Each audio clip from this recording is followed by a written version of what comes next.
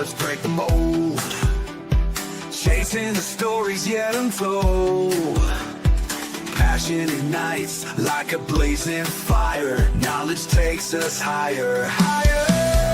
Out of the box where the wild ones play. We see the game in a whole new way.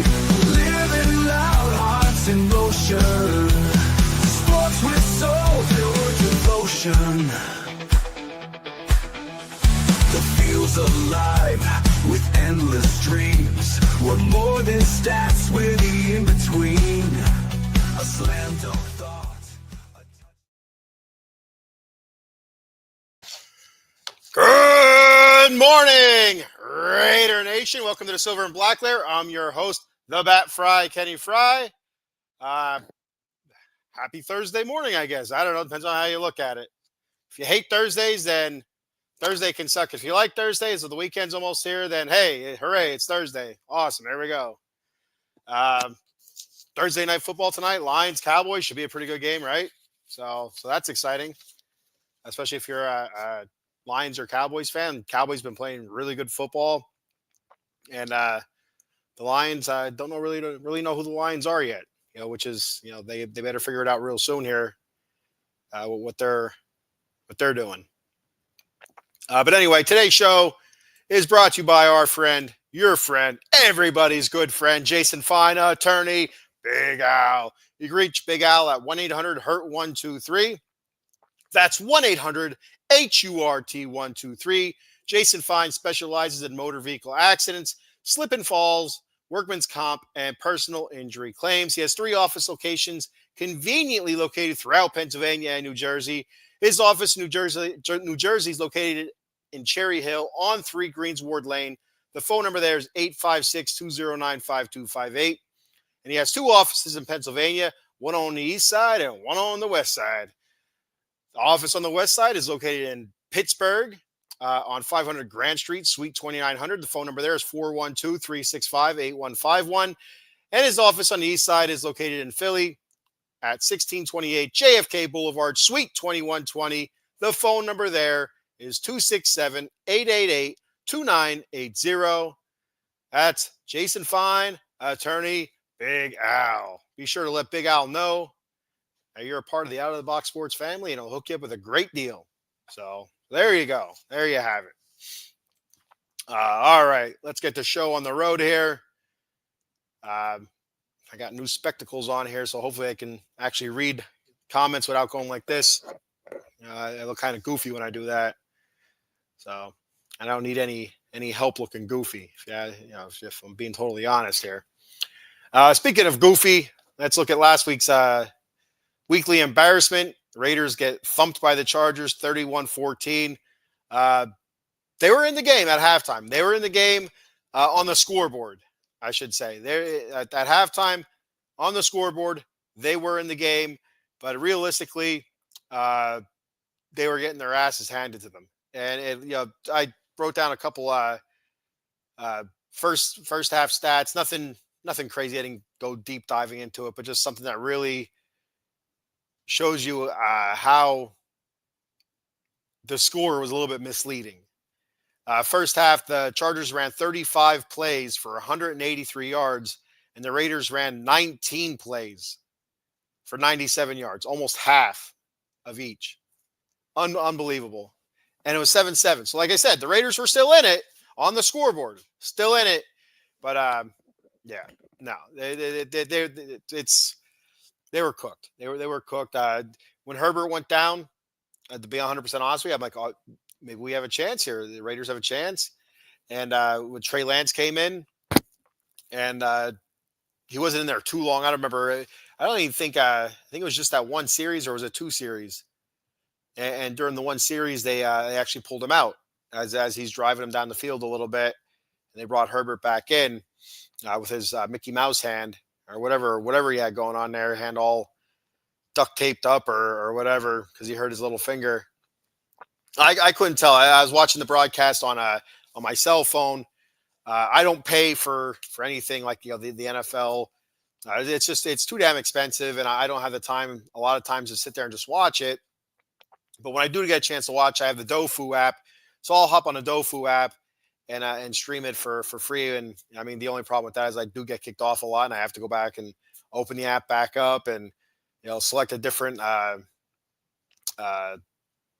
web address, I guess, to go through and watch it. But whatever, that is what it is.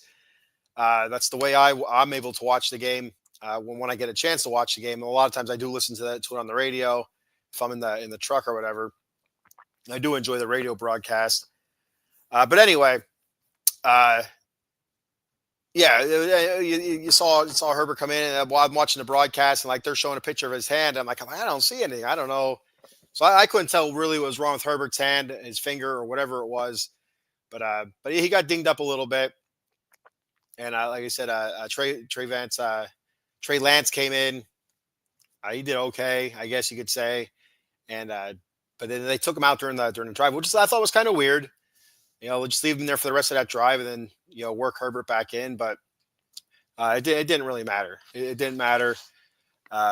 Like I said, the Raiders were getting spanked in the first half, even though the scoreboard said 7-7, and then the floodgates opened up in the second half, and Chargers took over. The Raiders, I think, every drive except for one in the second half was just a one shot. Either a 3-and-out or a 4-and-out. And they had the one where they went for the touchdown, a meaningless touchdown, but still a touchdown, which was that Brock Bowers, just absolutely amazing catch, amazing catch by Brock Bowers.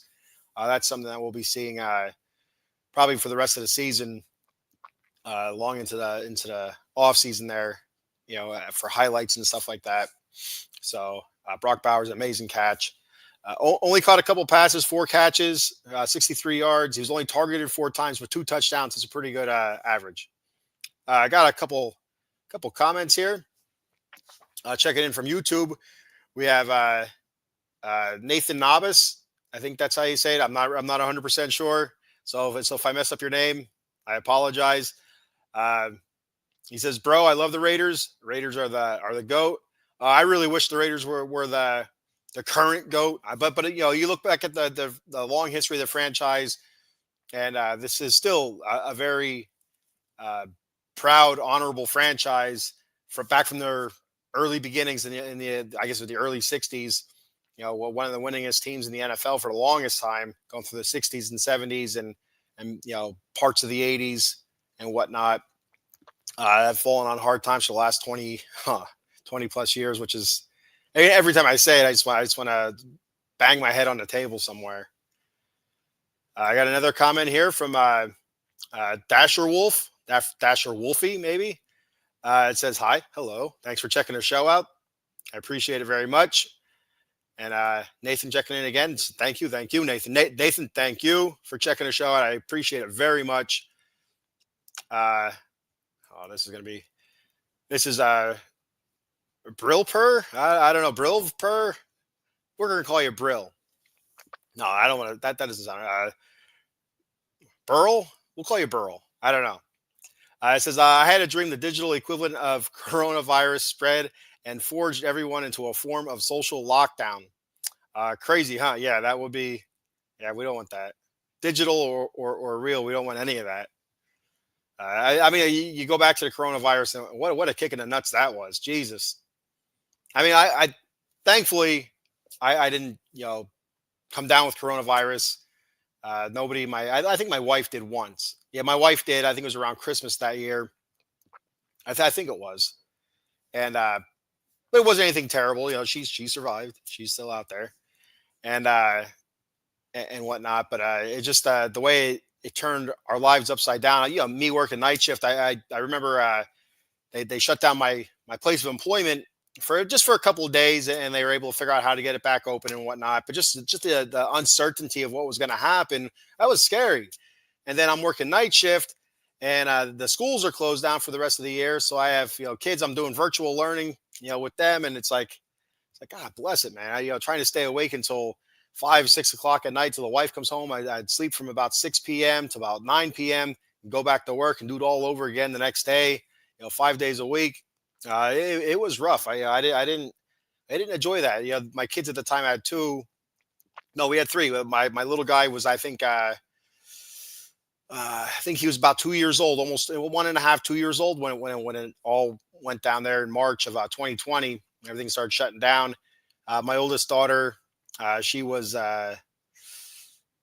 geez, 12, 12 or 13. And my youngest daughter, I think was 10, 9, 10, somewhere around there. So, I mean, like I had young kids at home and trying to, trying to school them. And I'll tell you what, it's no sleep and trying to show them stuff and trying to teach them or at least have them, on the laptops on time and make sure they're doing their assignments. And if they have any questions, I'm there for them. It was tough. It was tough. I didn't, I was not a fan. So, uh, Nathan, I love the Raiders. Nathan says, I love you. Hey, Nathan, I love you. All right, there we go. Uh, I love your energy, boss. Thank you. I appreciate it very much. Chewy's Raiders coverage says, go Raiders. Thank you, Chewy, for checking the show out. I appreciate it very much. Nathan says, I'm up 8 years old and I know a lot about the Raiders. That's awesome. That's great. I mean, that's one of the things when I first became a Raider fan, it was about late 80s. Late 80s, I think it was like 88, 89. I was playing Pee Wee football, and one of my coaches' name was Howie. And, he was my favorite coach. And Howie Long was pretty a big deal back then, late 80s. And I just became a huge fan of the Raiders. Howie's still my favorite player of all time, Howie Long. And but one of the things I learned as I got a little bit older, probably early 90s, 92, 93, I started looking back in the history of the Raiders, learning their history. And it's a really unique, fantastic history. Like just it's the things that he did for minorities in the game and stuff like that. And like the ragtag bunch that you get together, castaways and all that good stuff. And the ways they won games, all the named games, the Sea of Hands, the Ghost of the Post, all that good stuff. It's an amazing history. It really is. It's a very unique history. Not many other teams, franchises, in any kind of sports has a history like the Raiders do. And that was one of the cool things when I was young to go back and look that up. And actually, I did a project for school. I was in middle school. I don't remember what year it was exactly. I had to be 93, 94, somewhere around there when I was in middle school yet. And I did a project on the Raiders and stuff like that. And, was able to pull some old NFL clips together and talked about their franchise and their history, Oakland to Los Angeles and whatnot. They were still in LA then. I don't think they moved back to Oakland yet at that time when I was still doing that, but it was neat, and of course the Maverick Al Davis, all that good stuff. So yeah. Burl says 4 years in a blink of an eye. Yeah, absolutely. And thank God it was a blink of an eye. I mean, it was long, but when you look back at it now, it seems so long ago, but it actually wasn't that long ago. But coronavirus was no joke. I mean, at first it was a joke. It was like, oh, coronavirus, to back some Coronas or whatever. But then it turned real quick. We were supposed to go on a cruise. I think it was that late March, and it was all canceled. I couldn't imagine those poor suckers on cruise liners that got stuck out to sea for how long? For like a month at a time. Dear Lord, being rationed food and toilet paper and whatnot. Oh Lord, food and toilet paper are the two necessities that I need in my life. And to have to spare a square, I don't know, man. That'd be rough for all you Seinfeld fans out there. If you know, you know. Nathan says, I love Raiders because I used to grow up watching them with my dad. That's awesome. That's good that you can share that with your dad. Building memories and stuff like that. That's really cool. Diane checking in. Thanks for checking the show out, Diane. She said, good morning. Good morning to you. I appreciate it very much. Nathan subscribed and liked. Thank you, Nathan. I appreciate it. Even though the Raiders lose a lot, I still believe in them. It's going to turn around one day, Nathan. I swear to it. I tell myself that every year. My little guy, he's 7 years old now. And, I have him saying Raiders. I said, buddy, he said, one day it's going to turn around. I feel it. It's going to turn around. But yeah, one day. Kim checking in. What's going on, Kim? Aunt Kim, love you very much, my Aunt Kimberly. Thanks for checking the show out. What else we got here? Well, we got Twitch. I always get these Twitch comments. Pain in my butt here. It says cheap viewers. I'm not buying viewers. If you want to check the show out, I appreciate it. If you don't, you don't. It's no big deal. Um, but yeah, I'm not going to buy viewers. I don't know who does that stuff, but some people do. Chewy says we're a bad football team, man. I wish we could just see some good days like back in the day. Yeah, again, it starts at the core. Like it's something I kind of jump around. If this is your first time checking out the show, I jump around a lot. I'm a scatterbrain here. I forget a lot and I jump around a lot. So just bear with me. But that's one of the things I want to talk about today was Pete Carroll being possibly one and done. And as bad as it's gone so far in this first year of the Pete Carroll tenure, possibly the only year of the Pete Carroll tenure, stability has been a huge bugaboo here for the Raiders since the firing or the release of Gruden, when all those emails came out. And I still feel like Gruden was starting to turn the corner with this team. Not a great drafter. He and Mayock, they weren't doing all that great in the draft, especially the early rounds. The mid to late rounds, I feel like they were doing pretty decent. They got Max, I think it was in the 4th round. So, they hit on some, they missed on some. It happened. That's the draft in a nutshell, basically. But I really felt like they were starting to turn the corner. Offensively, they were clicking pretty well. Derek Carr was still making some mistakes, and as a Raider fan, as most Raider fans, you wanted him to use his legs a little bit more. It just wasn't happening, and he was taking sacks that he didn't need to be taken. But you felt like he and John Gruden had a nice rapport going on, and it just felt like it was turning the corner. Defense felt like it was getting a little bit better, year after year. Gruden was starting to build the roster to where he wanted it, and trading away Khalil Mack and Amari Cooper and stuff like that. Like especially with trading away Khalil Mack, that one still stings a little bit. But especially because every time we see Khalil Mack, he sacks our quarterback. He has a big game, and he had another half a sack this past Sunday against the Raiders. And but anyway, but since then it's been all one and dones. It's been rough. You went from Rich Bisaccia, who a lot of Raider fans, including myself, thought he should have gotten a shot at the head coaching job, but he was the interim. So he comes in, he doesn't get it. Well, then it's Josh McDaniels. He gets fired. Then it's AP. AP gets hired, which everybody was pining for AP to go out there and get a chance, a shot at it, and it didn't go well for AP. Did he deserve to get fired? I don't know. I really don't know. He didn't really get a chance, especially as a rookie head coach. Somebody that's never done anything like that before. I think high school was the only time he was ever a head coach. And did he get enough of an opportunity? I don't know. That's something you can look back on it. That they were really bad last year, but here we are, worse off than what we were. So do you just do you bite the bullet and stick with Pete Carroll one more year to see if he can build some sort of continuity and rapport, see if it turns the corner a little bit? I don't know where you go with this. I really don't. And if you do fire Pete Carroll, do you have to hire somebody as the head coach from within who's on the staff right now, like a Patrick Graham? His defenses haven't been all that great, but again, you hear all this drama and this I don't want to say bickering or infighting, because I don't think that's what it is. But you're hearing all these things coming out that it's not Patrick Graham's defense. That's Pete Carroll's defense. That was that he used in Seattle. So it's a mix of Pete Carroll's defense and Patrick Graham's defense. So Patrick Graham's not really getting the freedom to do what needs to be done. And we saw what he can do as a defensive coordinator when he was with Josh McDaniels, and McDaniels finally gets fired. AP takes over, and Patrick Graham's able to go out there and run his defense the way he wanted to, and that defense was lights out.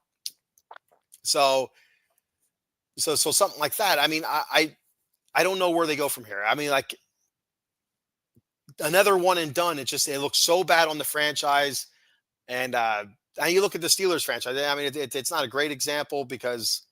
No, it's a perfect example. It's a perfect example, even though they've been stuck in mediocrity the last few years. 9-8, whatever it's been. They'd make the playoffs or whatever, and just get booted, and they end up with a mid-round draft, late, like late teens, early 20s type draft pick. kind of stuck in the mud the Steelers are right now. But you look at the Steelers' history, 3 head coaches, from Chuck Noll to the chin, Bill Cowher to Mike Tomlin. I mean, that's it. The whole history of the Steelers. It's unbelievable. And you look at the Raiders, and Jesus Christ, we're popping out coaches left and right here. So we need to figure out that we need the stability back. I feel like the stability would have been there with Gruden. I feel like if he was able to stick around, we'd be in better shape. Would we have been a playoff team? Would we be a perennial contender? I don't know. Nobody knows that. Nobody can say that for sure. Nobody can say it wouldn't have been true for sure. You just don't know. But it's definitely a lack of continuity. It's really hurting this franchise. It's making coaches potentially not want to come here. Top young coaches, look for other opportunities just because if I come to the Raiders, I have one bad season because I'm still trying to build my roster. Are they going to fire me? Why would you want to go to that? Constantly worrying week in and week out if you're going to get fired because your team didn't perform and you're still trying to build your team. Now, I think the biggest thing with Pete Carroll is he comes into this season talking about winning right away. He's a 10-win coach. He wins 10 or more games everywhere he goes, or every season he's an NFL coach, or whatever the jargon was that he was using back at the beginning of the season.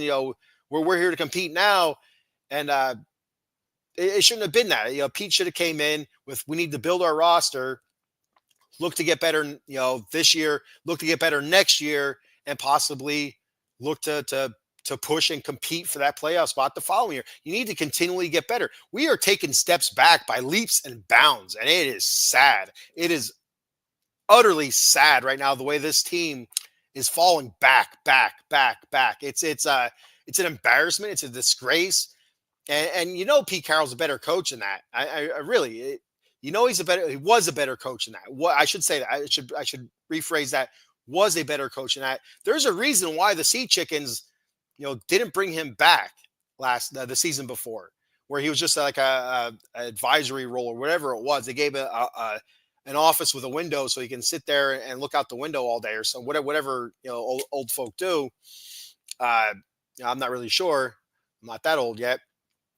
But yeah, there's a reason for it. You could see it, the decline, and the Raiders pick him up. And I wasn't a big fan of it in the beginning, but I'm one of those types of fans where I wasn't a fan of it, but I'm going to go 100% in and support my team, my franchise. And so when that happened, I'm like, all right, here we go. All right, he's a proven coach, tracker. You look at all the positives right away, and you try to ignore that negative.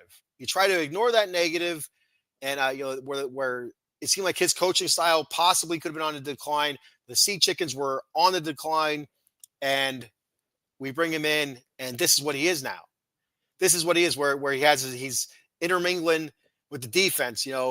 Instead of letting his coordinator do his job, supposedly this is all. I don't know if this is true, not true. That's it's what I've been hearing on other podcasts and other reports and all that stuff. And that he's messing around with Patrick Graham's defense. It's mostly like a Pete Carroll type defense. And then the offense, Chip Kelly gets fired, and it's kind of put out there that Chip Kelly, was messing the play calls up. He wasn't calling for a motion when there should have been a motion, or he was calling for plays that weren't even in the playbook. And that players are confused. And I guess supposedly Pete Carroll went out and defended him, said that's just not true. Well, then you have Chip Kelly come out and say, no, that's not true at all. And most of this offense was the offense that Pete Carroll was running with I don't know the dude's name. The last name was Waldron, I think, or whatever. I can't think of his full name. Up in Seattle. So I mean, so Pete can't even let the high-priced offensive coordinator do his job correctly. Couldn't even let him, be the coordinator, run his type of offense. I don't get it. So you have to wonder about the personnel. If Pete's making those decisions, what the hell is Spy Tech there for? What is Spy Tech doing?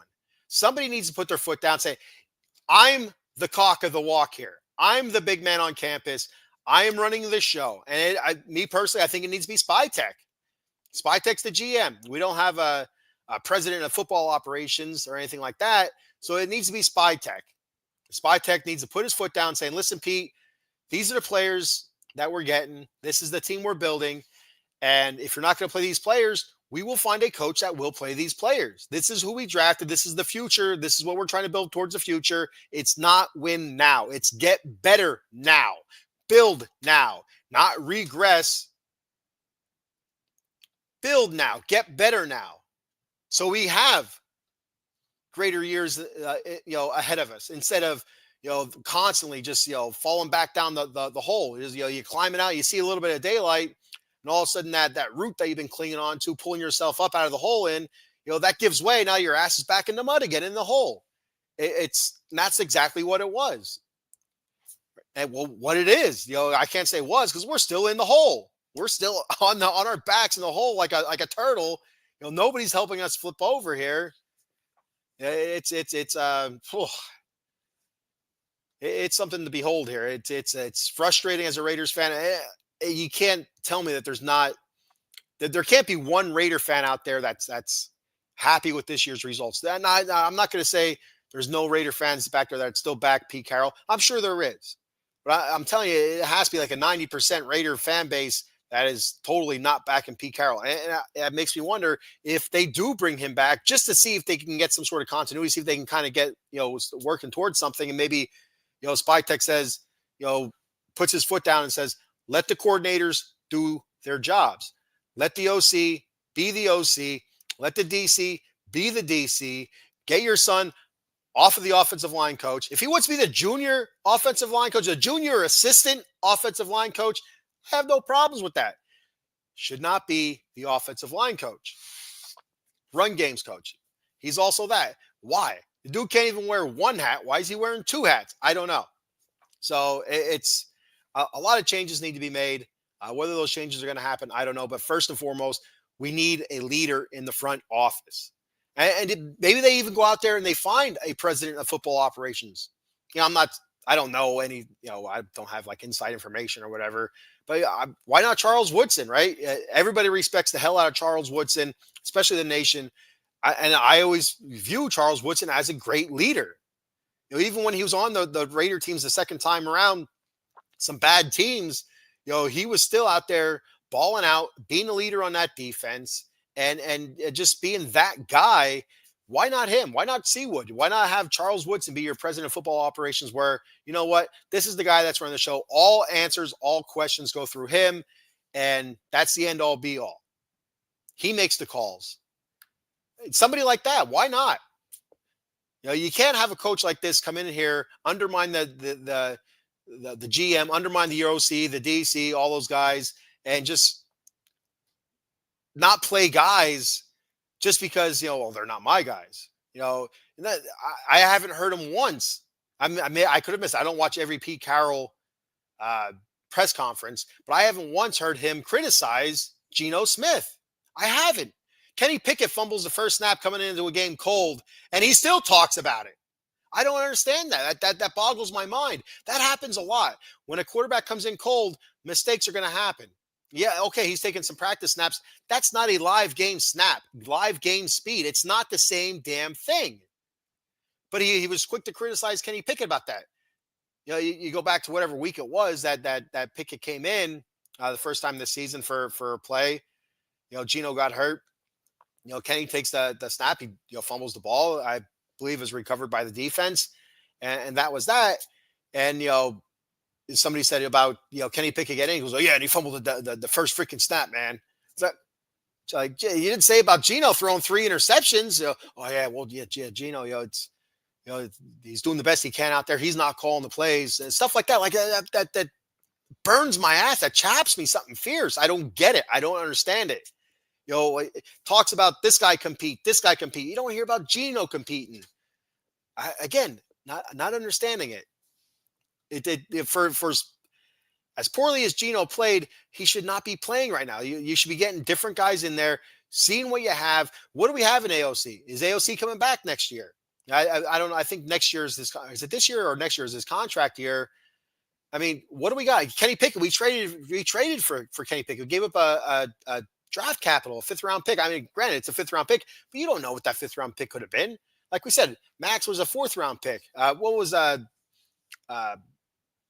Tom Brady? I think it was 6th round or whatever it was, pick 199, whatever the hell the story is with that guy. But anyway, you just don't know what that fifth round pick could have been.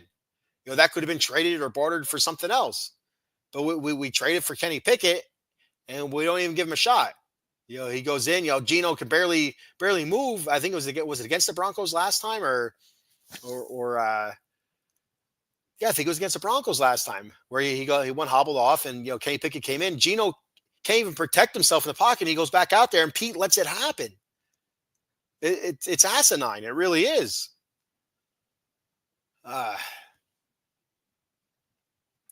Catch up on some of these comments here real quick. Nathan says, "Tell your 7-year-old I said hi." I will do that, Nathan.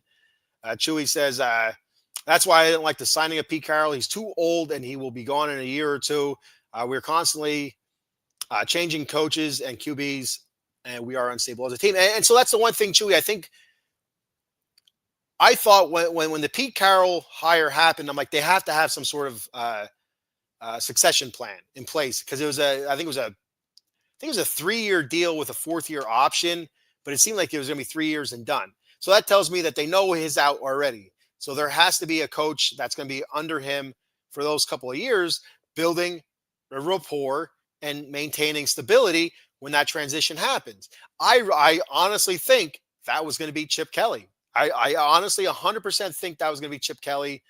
Whether or not that's a fact, we'll never know. Maybe we'll know. Maybe that will come out sooner or later. But as of right now, we don't know for sure. But I've heard a couple people also mention that there had to be some sort of succession plan.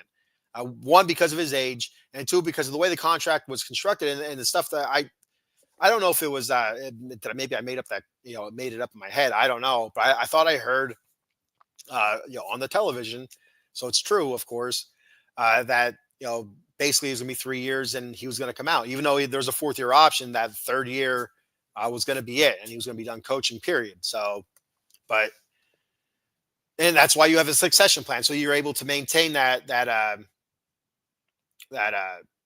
sustainability, just the rapport and stuff like that, able to, without actually changing coaches. You're actually just kind of training a coach almost. Because Chip Kelly, he didn't have the best track record as an NFL head coach, and it would have been something. It would make a little bit sense for him to train under a very, very, very, very seasoned head coach in the NFL who has won some games, won a Super Bowl, been to a couple Super Bowls, and it would have made sense for him to kind of learn under Pete Carroll and figure out what he did wrong over those years in Philly and San Francisco. But that wasn't meant to be. Whether or not that was the plan or not, I don't know. That's just something that I thought right away. And then they hired Chip, and it kind of made sense to me. Chewy also says the NFL seeing the Raiders making a change for the better and leak John Gruden's 10-year-old. Yeah, it's still a lot of fishiness going on with that. I don't understand it. I'm still a big Gruden guy. So yeah, I'm still bummed about it. And I don't think he'll be coming back. Again, if they fired Pete Carroll and, he has this lawsuit against the NFL, and if they worked out some sort of deal where he's not banished or suspended or whatever the hell, kind of thing he has going on with the NFL, where he can coach again in the NFL, I don't think the Raiders would bring him back as the head coach. And I don't think the fan base would be overly thrilled about it. I mean, it surprises me a lot of the it's almost split down the middle with Raider Nation as to love and hate for John Gruden. So, like I said, I thought he was doing a decent job. I felt like he was starting to build the roster to where he wanted it a couple of years in, and I felt like they were getting better. I felt like they were just getting ready to turn that corner. They made the playoffs that season under Rich Bisaccia. So, I don't know. We'll never know. Chewy says, I feel we could have been to the playoffs that next year. Then McDaniel came and destroyed this team. Yeah, we should have stuck with Bisaccia. I really do believe that the team really dug him and whatnot. So Nathan says 2017 is when he was born. Youngster, how come you're not in school? Cowboy Dave checking. What's up, Cowboy Dave? Good to hear from you, buddy. Cowboys playing some pretty good football right now. They made a couple of those moves there on the defense, trading for Quinnen Williams, and getting Overshown back. I guess that's the lad's name. So yeah. What's going on, Big Man? He says, not too much, Dave. Just talking a little sad Raider football. Nathan says, are you going to change the name? I'm not sure what name I'm going to change, but we'll see what happens. I don't know. Maybe I will. If you're ever interested in collabing, hit me up, brother. Would love to do a video or live with you. Absolutely. Yeah, we'll be in touch. If not this season, maybe we'll do something in the off season. Absolutely. Definitely interested. It's a lot easier, Chewy. When somebody else is on with you, like, you kind of bounce off of each other. I like that. These comments rolling here are great. I love these comments coming through here. It makes things a lot easier. Takes you to the different places that I didn't think you were going to talk about in a show. And it gives you a lot of different talking points, a lot of different opinions. So I love it when the comments are rolling through. It is really hard when you do this by yourself and there's no comments. It's like I have a bunch of notes that I take because I'm super forgetful. If you ever seen any of my shows, I'm really forgetful. And so I have to take notes or I'm just lost. I'm so lost. So it keeps saying kind of on track, but I'll do a show. If nobody comments, I'll be through what I wanted to hit on. And it's like 15 minutes. Like, oh man, I need to figure something else out here. I don't know. So that's when things get a little bit off the rail. Chewy says Woodson is part owner of the Browns. Oh, okay. You know what? I did hear that recently. Who else was it? Shit, I don't remember who else it was. There's somebody else that was part owner. You know what? I'm thinking of part owner of the Raiders. So they were talking about the Raiders' ownership with Brady buying that small percentage, but also, oh crap, he played defensive end for us, and then he also played defensive end for the Patriots, and I can't think of his name right now. Very good defensive end. He had a couple okay years with the Raiders. Yeah, I can't remember his name right now.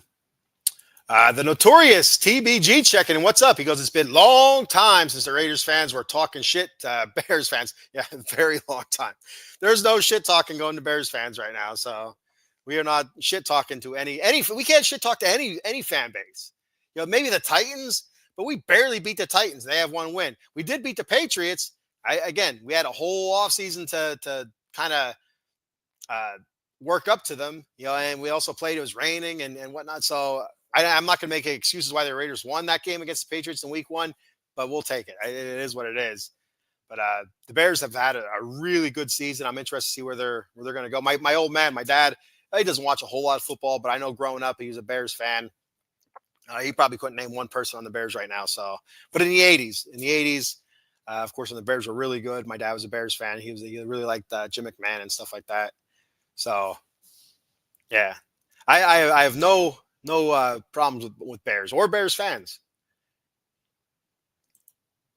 Thanks for checking the show out, Notorious TBG. I appreciate it very much, bud. Hey, Notorious, if you ever want to start a podcast, you let me know, or maybe you already do one. But Out of the Box Sports, we're always looking for people, that are fans of different teams, that want to start a show and whatnot, and we'll you reach out to us and get you rolling. Chewy says it's all looked good on paper. Look what happens at Chip. I think Pete might step down, and I wouldn't be surprised. I don't think it'd be an in-season thing. I think it'd be after the season's over. It would definitely wouldn't be an in-season. I think he'd want to. I think it's too bad of a look if he stepped down in season for him to end his career like that. I could see it in the off season. Not too long after the season's. Hopefully, not too long after the season's over. Because I couldn't imagine heading towards the draft with Pete Carroll still as our coach. But again, for stability reasons, who knows what's going to happen? I don't know. But I definitely do believe age has been a part of it.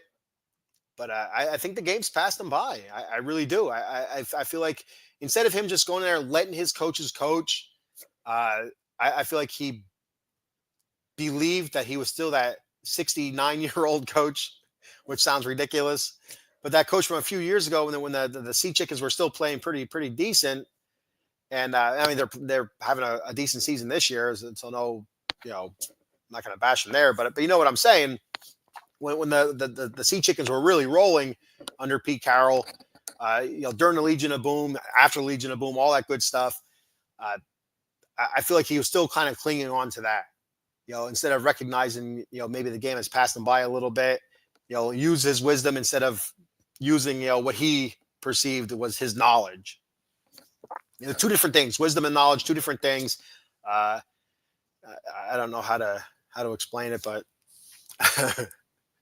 but if you understand, you understand. Like wisdom and knowledge are two different things. It's thinking you know something, and then experiencing something. And I think that's where your wisdom and your knowledge come from.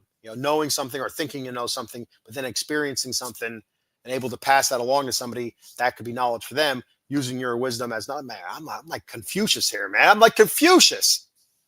Unbelievable. All right. Cowboy Dave checking in. He says, McMahon, Peyton, and the big fridge. The 85 Bears, Coach Dick. Yeah, that's one thing that's that team, the 85 Bears, as outstanding as they were, it's one of the big letdowns is that they didn't win multiple Super Bowls. So it's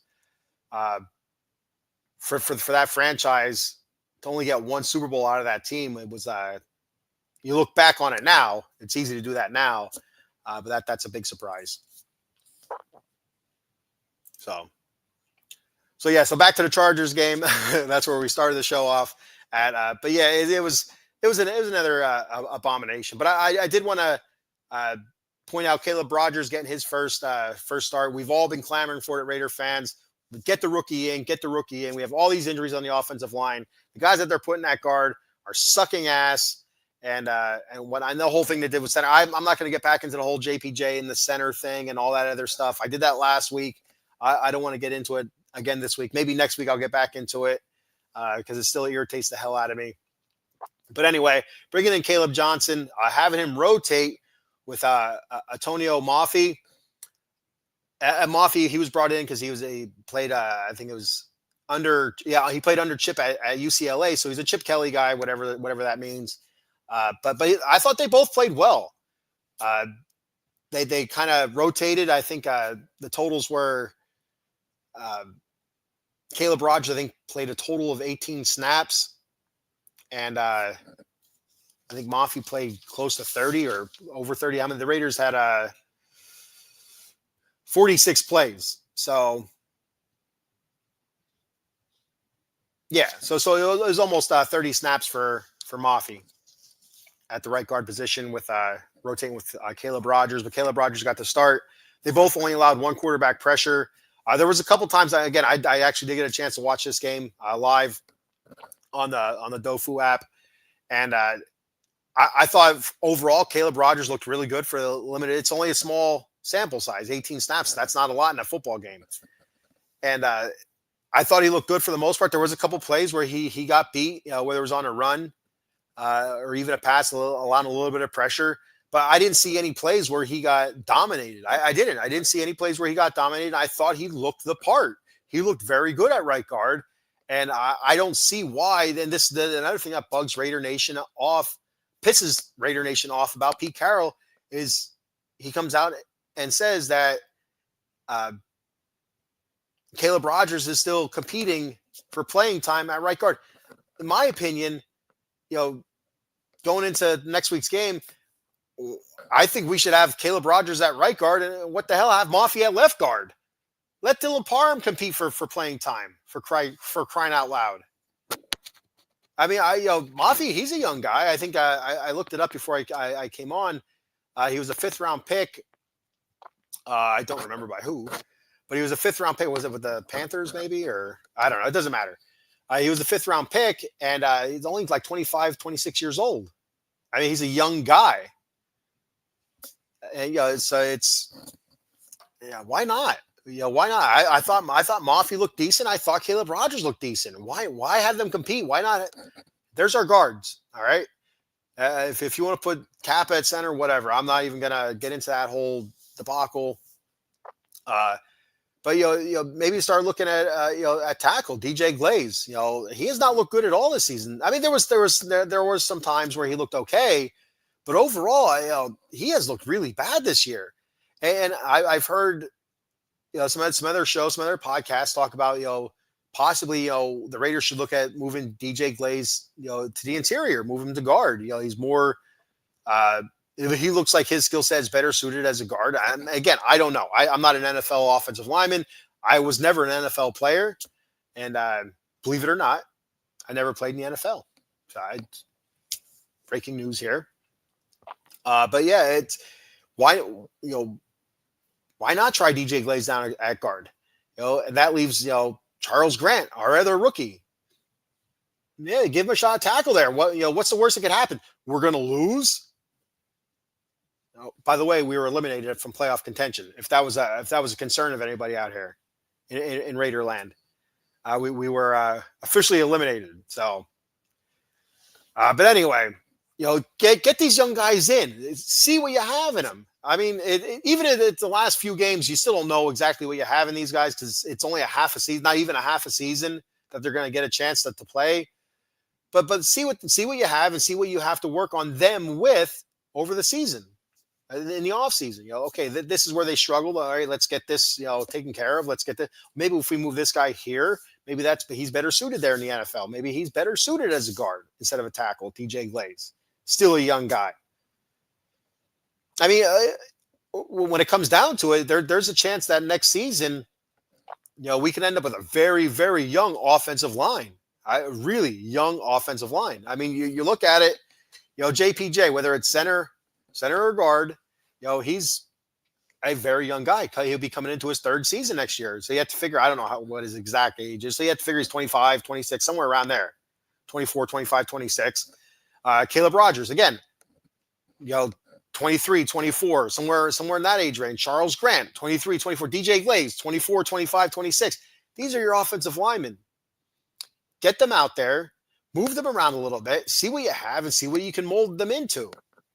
But we can't do that with a coach that has a philosophy of win now when the Raiders are not built to win now. They have no depth. They are not ready. This should have been all right, I don't want to say a rebuild because it feels like we've been rebuilding, since 2005, 6, somewhere around there. But anyway, this should have been a build-up period. Like, okay, this is what we have. This is what we're losing. Let's build off of this and then build your core. Work from your core out. And it didn't happen now because he wants to win now. He should have went somewhere else then. But nobody else was going to throw cheddar at him. So, damn it. Cowboy Dave says, come on, show now. Why it's not coming up, I don't know. Anyway, I'll read his comment. For some reason, it's not. Oh, there it is. Just because they are eliminated doesn't mean you can't play spoiler. Just saying. And that's the other thing, Dave. I'm not saying the Raiders should tank. I don't believe in tanking.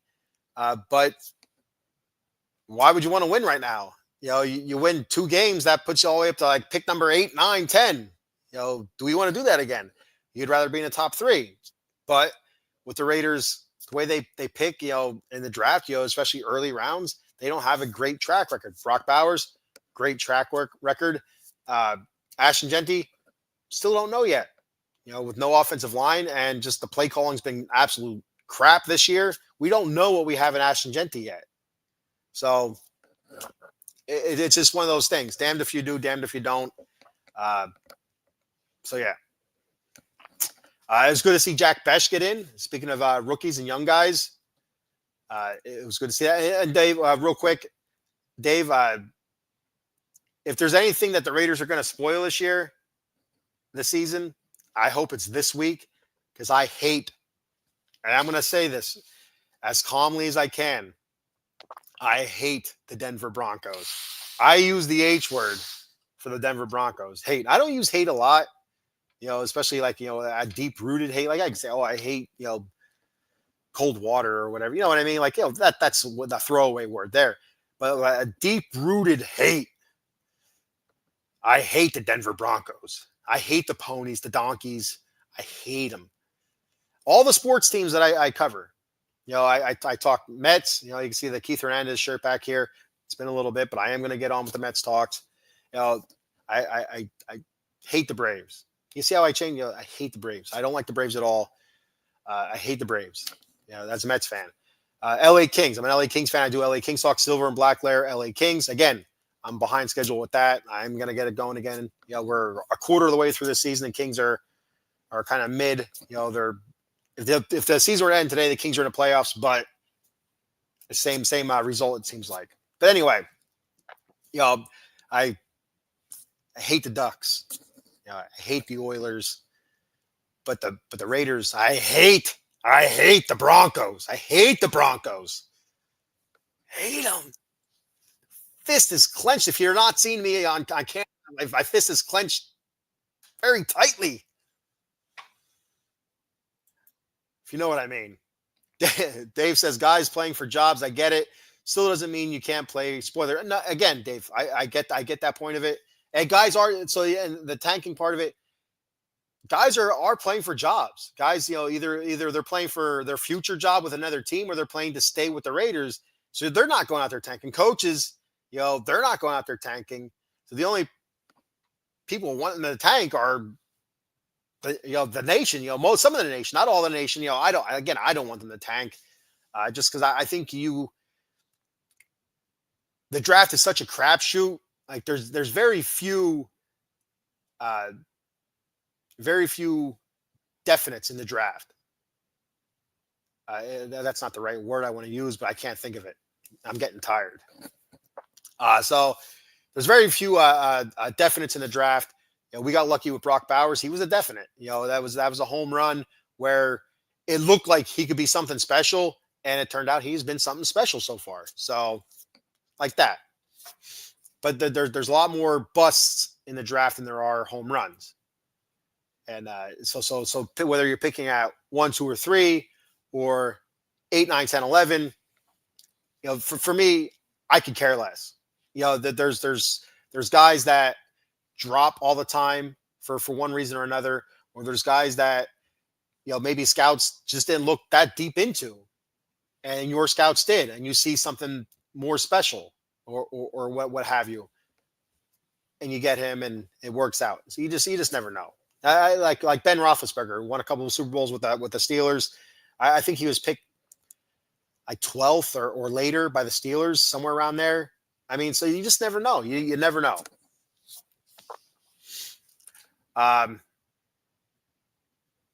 Who else? Oh yeah, so Jack Besh, was good seeing him getting in the game there. He got a couple catches. He was also out for a few series, rib injury. I don't know where we're at injury report with him.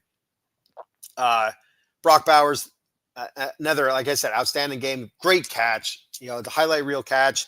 Genty running the ball, not great. 15 carries, 31 yards. Only 15 carries though. But again, we were getting our pecker smacks. It's not like we were moving the ball enough to get him as many carries as we could. But he also caught the ball 6 times, so you're looking at 21 touches for Genty for 61 yards. Jack Besh, a couple catches. Tucker, 3 catches, 20 yards, only targeted 3 times. I feel like it needs to be more. Dante Thornton, our other rookie, 1 catch, 11 yards, only targeted twice. It has to be more. I don't know if Thornton just wasn't cutting the cheese. I don't know. I don't know what the issue was there. But Jeremy Chin had a terrific game. 17 tackles for Jeremy Chin.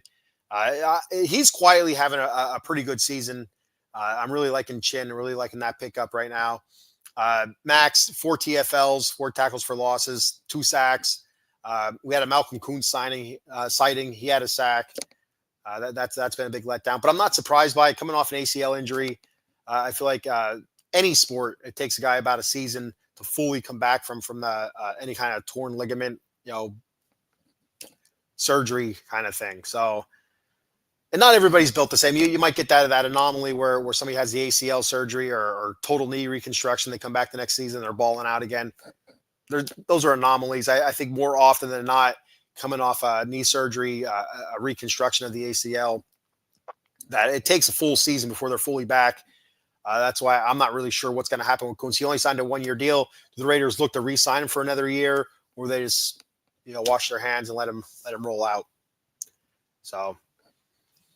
But yeah, that's what we looked at here for against the Chargers. We also had that one play where Max pushed Herbert to the ground, which sounds like so schoolyardish, right? Am I right? It sounds like something you'd see on a schoolyard, but whatever. I mean, it says I have a couple different thoughts on that real quick before I give my thoughts on the Broncos here for a minute or two.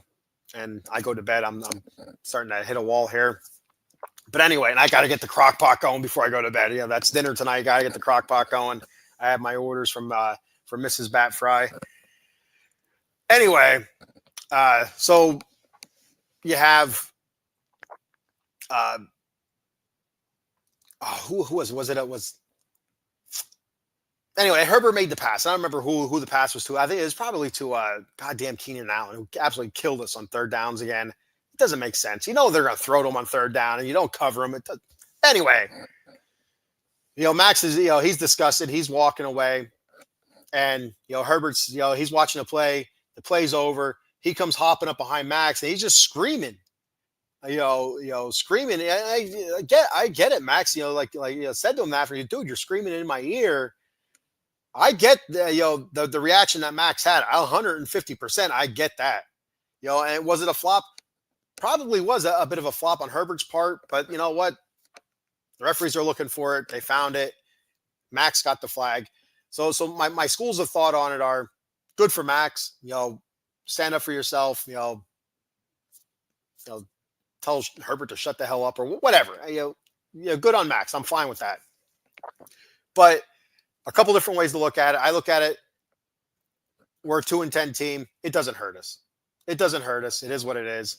But I mean, if the roles were reversed, we're fighting for a playoff spot, and the Chargers are ahead of us by a game. They make a big play. Herbert's yelling in Max's ear. Max turns around, shoves him, gives him an extra 15 yards. They go in and they score another touchdown, put the game out of reach. That's not very smart. So again, 2-10 Raiders. It is what it is. It doesn't hurt us because we're already getting our asses kicked and the season's over. But if it was a little bit different scenario, I would hope that Max would be able to kind of collect himself and maybe bark back. Max, he's a trash talker. We seen with him and Mahomes and stuff like that. Just next time maybe turn around and make fun of Herbert's hair or something. I don't know. Make fun of his stupid ass Mickey Mouse glove he was wearing because he hurt his finger. But yeah, I would hope if the Raiders were in a better situation that Max wouldn't push them and cost the Raiders 15 yards. As a leader, you don't want to see that. But again, 2-10 Raiders, push them all you want. If I was Max, I would have, as soon as he got up, I would have pushed his ass back down. Whatever. Throw another 15 yards on him. What's it gonna matter? But if it was a different scenario, I'd hope Max would not do that. Cowboy Dave says, where's the game at? Denver or Vegas? It is in Vegas, my good friend. So the last time the Raiders played the Ponies was in Denver. 10-7 loss for the Raiders. Very close game. Caillou Blue Kelly, a couple of interceptions. He had an interception this past week, actually, against the Chargers. He was sharing time with Darian Porter, another rookie who's looking fairly decent. Greedy Vance Jr., undrafted rookie. Looks like he might get some time. Darnay Holmes, maybe we'll start sitting him a little bit. Get Greedy Vance in. He's elevated to the roster this week as the Raiders let go of former first-round pick that they picked up from the Commanders, Jamin Davis or Yamin Davis. I don't know how you say his first name. But they also re-signed Davis back to the practice squad after they released him. But they had to release him in order to make room on the active roster for Greedy Vance Jr. Again, like I said, an undrafted rookie free agent. So hopefully he gets in there. We can see what he can do on the defense. And, it's great to see Tonka Hemingway, J.J. Pace getting in there, getting some burn. I'd like to see the linebacker. He was a rookie, I think it was last year. I can't think of his name right now, out of Ohio State. But the Raiders, when he was drafted, a lot of big talk about him. I can't think of his freaking name right now. I could picture him too. But it doesn't matter. I'd like to see him more at linebacker, but it just doesn't seem like it's meant to be. But yeah, the Raiders are in Vegas against the Broncos. Last time out, 10-7 loss. We had a missed field goal by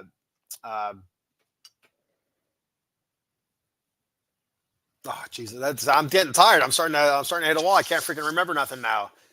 But I want to say AJ Cole, but it's not Cole. He's the punter.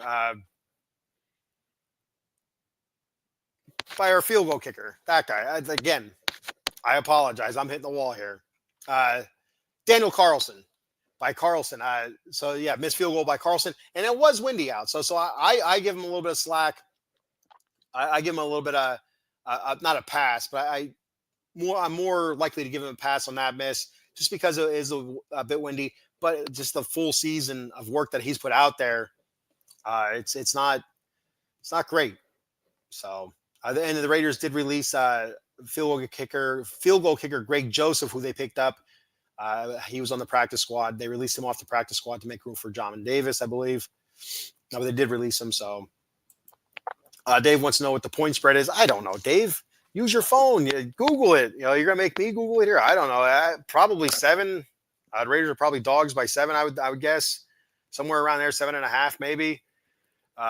Let's see on ESPN here what that says. I mean, the Broncos, they're not out there killing people. They're barely winning games. So it's anything can happen here. I really do like the Raiders this week. I mean, I pick the Raiders every week, but this last few weeks it's kind of been a bit of a joke. But yeah, it's 7.5 points is the spread. Raiders are dogs by 7.5. The under is 40.5. That might be something intriguing, but we are indoors, so I'd expect a little bit more scoring than 10-7. But the Raiders can't score indoors or outdoors, so who knows? All right, so that's all I have for today. I will try to hop back on before the game to talk a little bit more about the Broncos Raiders. I'm done. Dave said Broncos barely squeaked by the Commanders last week. Yeah, so real quick, Dave. Looking at the Broncos the last few weeks that they've played here. Looking at their scores here on ESPN, they beat the Commanders 27-26 in overtime this past Sunday. Then before that, it was they beat the Chiefs by a field goal, 22-19. Again, tight game, but it is the Chiefs. That was in Denver. They beat Houston, another good team, good defensive team, but it was by 3 points, 18-15 in Houston. They throttled the Cowboys. That was before the Cowboys kind of revamped themselves, got some guys back. That was scores 44-24. Then they barely beat the Giants 33-32 in Denver. They squeaked by the Jets 13-11 in New York. Well, actually in London. They squeaked by the Eagles 21-17. They throttled the Broncos 28-3. They lost to the Chargers by 3. They lost to the Colts by 1. Both very good teams. And they beat the Titans early in the season, second week of the season. First week of the season. They beat the Titans 20-12. So every one of their games are super tight. So I wouldn't be overly shocked if this is a tight game. And don't be surprised if the Raiders, somehow upset them. I mean, it's there. It's there for the taking. No J.K. Dobbins. He ran for like 70+ yards against the Raiders last time. Bo Nix did not look good against the Raiders last time out. Again, outdoors. It was windy. Did that have something to do with it? I don't know. Caillou Blue Kelly picked him off a couple times. The Raiders did give up 6 sacks in that game. Like I said, I think that's the game Geno got banged up. Kenny came in for a little bit. I think it was that game. I'm not 100% positive. But overall, it was a terrible. It was a Thursday night game, I believe, or was it Monday night? I think that was a Monday night game. Or no, it was Thursday night. The Raiders played Cowboys Monday night, so it was a Thursday night game. That was just a terrible, rough, terrible game to watch. Poor special teams by the Raiders. They had a punt blocked, missed field goal. I'm doing that. I'm doing the breakdown right now, so I don't even know why. I'm not gonna. They couldn't block Nick Bonito. They couldn't block that lad for anything. He was all over the place. So, yeah. Again, I want to see more Caleb Rogers. He was the highest rated Raiders lineman for this past week by Pro Football Focus. Again, only 18 snaps. 10 of those snaps were in passing situations. He gave up 1 quarterback pressure. You look at Tony Maffey, I think it was like 30 snaps, 31 snaps, whatever it was. He was in for, I want to say 18 passes, and he only gave up 1 quarterback pressure. So both those guys played very well. So I'd like to see more of both of them. I'd like to see Charles Grant a little bit. I don't know if that's going to happen. I'm interested to see if they can get Greedy Vance out there, see what he brings to the table. Yeah, so keep playing the rookies. Keep playing the rookies. There's no reason not to now. There's no chance for playoffs. There's no chance for a winning season. Let's see what we got in the young guys, all right? That's all I have for today. Thank you, everybody. Thank you so much for checking the show out. I appreciate it very much. Before I head out, I got a couple things I want to shoot out here. You want to check us out here, Out of the Box Sports, on where the hell is it? Oh, it's not here anymore. But anyway, on YouTube at OOT Box Sports. That's our YouTube handle. Like, follow, subscribe. Much appreciated. On Facebook, Out of the Box Sports Entertainment. Follow us there. Again, like I said, cover a bunch of different sports, different teams and stuff like that. Some college football, NFL, Cowboys, Eagles, Raiders. Like I said, I do the Mets. Phillies are covered. Flyers, I do the Kings. 76ers, I think that's the only basketball one we have right now. So yeah. So if anybody's interested in doing a podcast, a show on any sport or anything, if you want to talk about iguanas or something, I don't know. If that's your thing, go for it. So that's our handles there for Out of the Box Sports. And for me personally, my X is SB_Lair_OOTBE. That's my X handle on Twitter.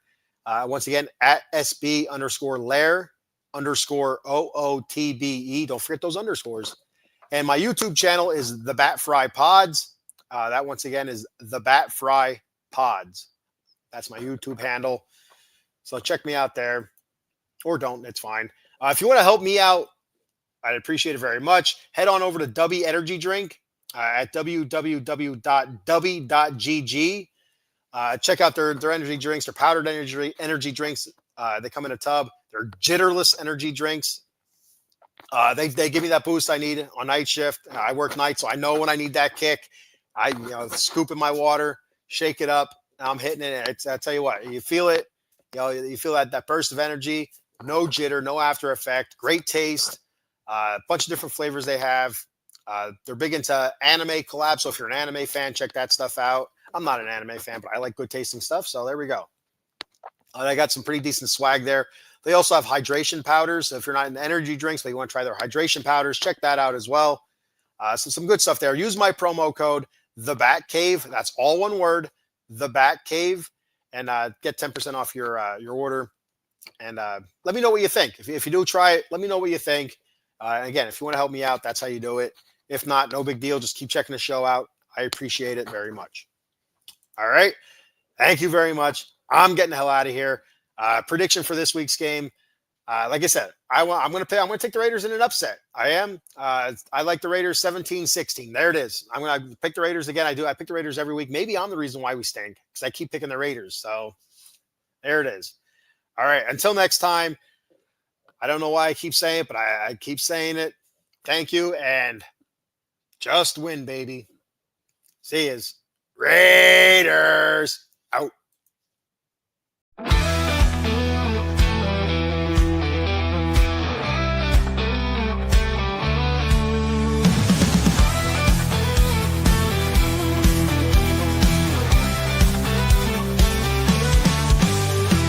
Game on, getting strong, let's break the mold. Chasing the stories yet untold. Passion ignites like a blazing fire. Knowledge takes us higher, higher. Out of the box where the wild ones play. We see the game in a whole new way. Living loud, hearts in motion. Sports with soul, pure devotion. Alive with endless dreams. We're more than stats, we're the in-between. A slam dunk.